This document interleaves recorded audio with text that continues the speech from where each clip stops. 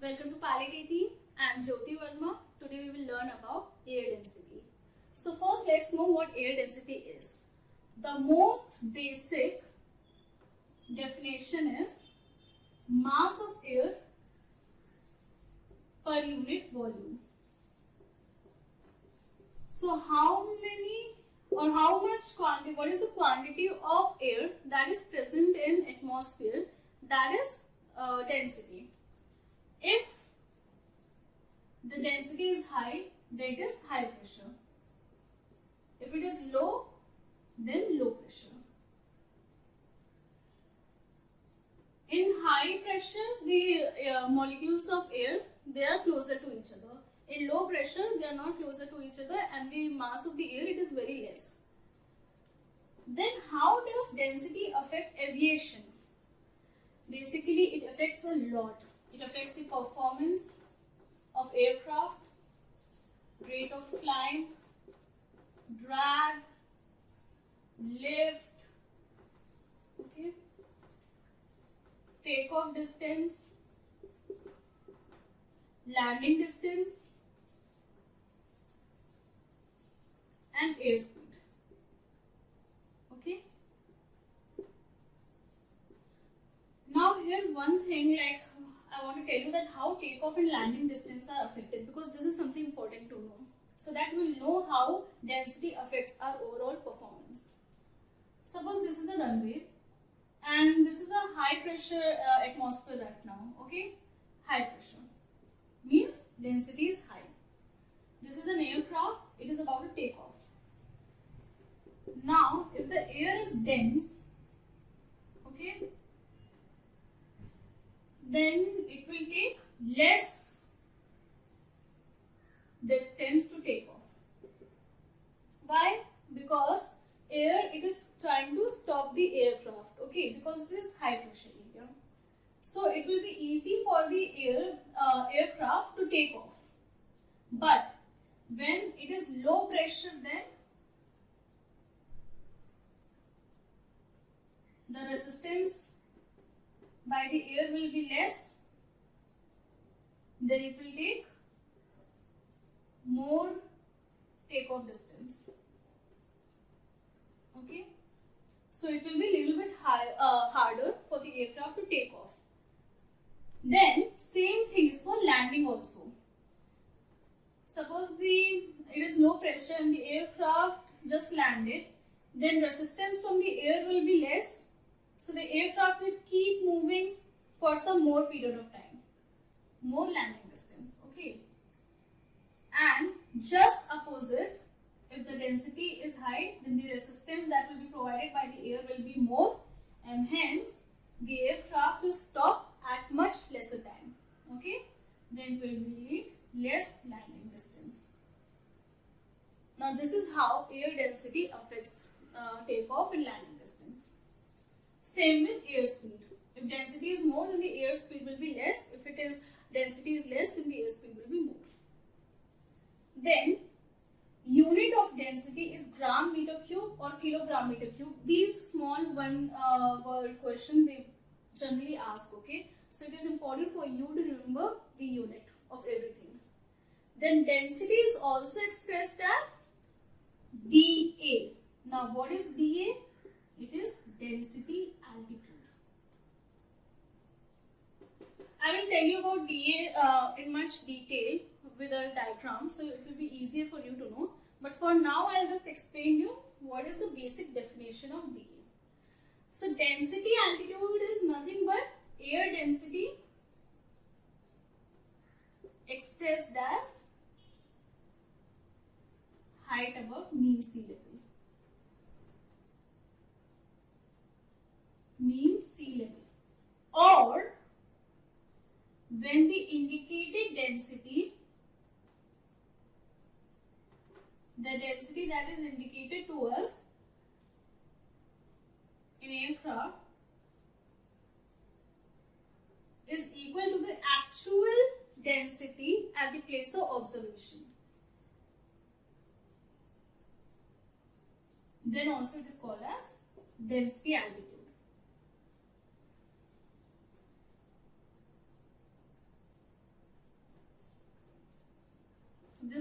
simplest definition.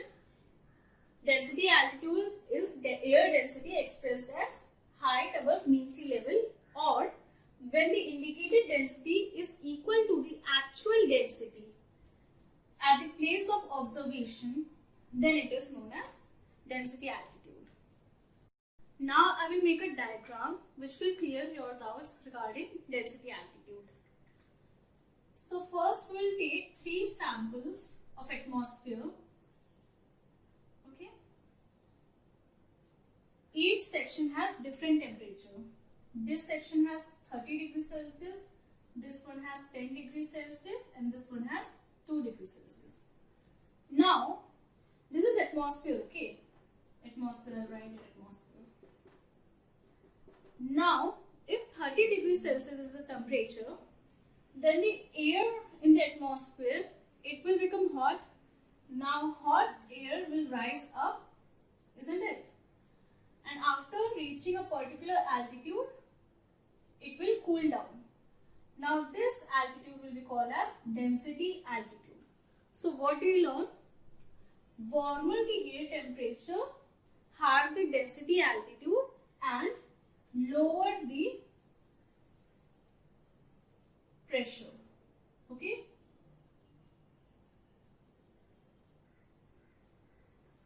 And in 10 degrees Celsius, the air is not that much warm, but still it will somewhat get warm and it will rise up. And at particular altitude, it will cool down. This particular altitude will be density altitude. 2 degrees Celsius air, it is like very cold. Okay, it won't rise up much, but still somewhat it will rise up and it will stop after cooling down. Now here, high pressure will be there because the air is not rising up. Okay, it is only little bit it is rising up, not much. But in these two cases, air is significantly rising up. So here the points, I will write it down once again for you guys. Warmer air, higher density altitude and low pressure. Colder air,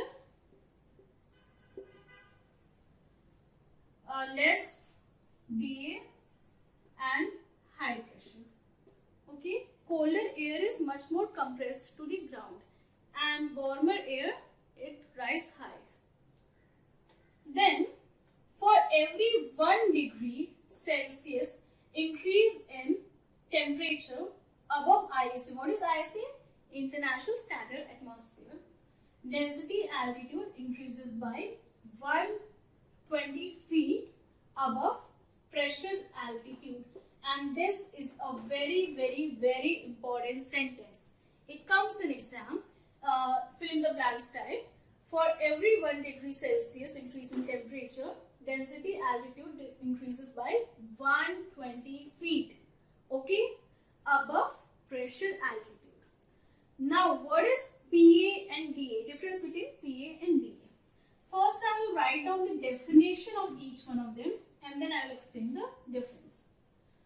What is PA? So, we already learned the definition of DA, okay? So, we will get to PA. Pressure altitude, it is the altitude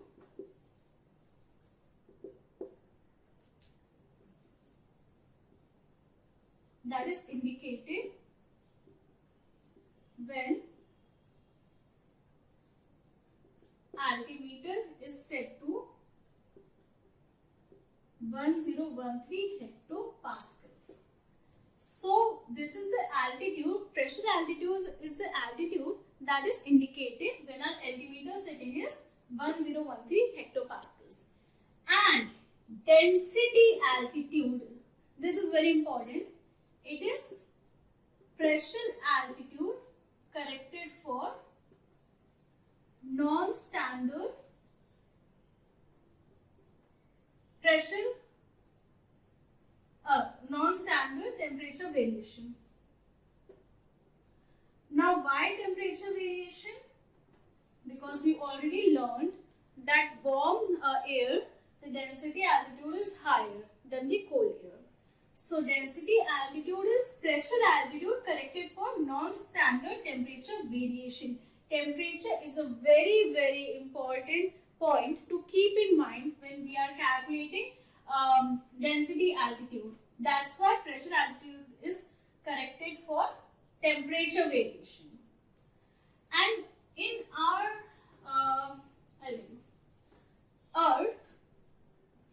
Earth, unlike other planets, has a very complex atmosphere.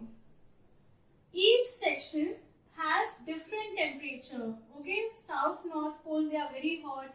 Equator tropical region is warm and humid. So density altitude of every section on our planet, it differs. Why? Because temperature is different at every block on our Earth. Okay, this part will have different temperature, this part will have different, this part will have different. Unlike other planets like Pluto, Saturn, they all have same temperature. Okay, all over their surface. Now, density altitude is higher if atmosphere is warmer than ISA, International Standard Atmosphere. We already learned. Warmer the air, higher the density altitude. Then what are the factors that are affecting density altitude? First one is temperature, altitude and humidity. Humidity is not major, but still it's somewhat, it makes a difference. Now how temperature affects? We have already discussed it again and again. Warmer the temperature, higher the dA. Warmer the temperature, higher the dA. And altitude, when altitude is increased, then density is decreased. Okay.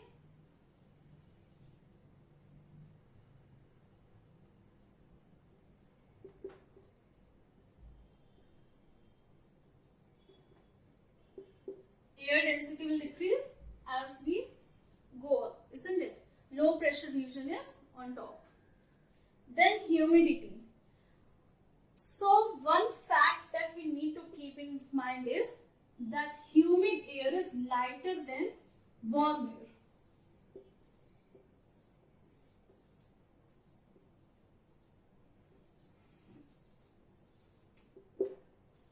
Okay. Now you must be thinking how. The thing is, humid air absorbs a lot of water vapor. Okay, it is so hot. That's why it absorbs a lot of water vapor. So if the atmosphere is humid, the air will be very light. So the takeoff distance that we require will increase. Okay, if there is less resistance that is provided to the aircraft by the air, then the aircraft will keep on moving for some more time. So takeoff distance required will be plus 10% more. Okay. So during humidity, the takeoff distance required on runway increases by 10%. So this is how this dA affects performance and aviation on board. Now we learn how air density varies according to the altitude. So we already saw that as altitude increases, the air density decreases. Okay. We need to take care of a point here that above 240 km also, we have enough air to provide resistance. That's why it is said that our atmosphere expands up to 800 km. We still have air there up to 800 km and we still have air that can provide resistance to us. Then, for every 1000 feet, the air density decreases by 3%. Okay, but this data is valid only up to 20,000 feet. So up to 20,000 feet, every 1000 feet, the air density is decreased by 3%. But what if air density was uniform? Then we could have survived without any difficulty up to the 8 kilometer of the atmosphere. But this is not possible. Above 8 kilometer, we might get breathing issues. Okay, oxygen might be less, especially for smokers.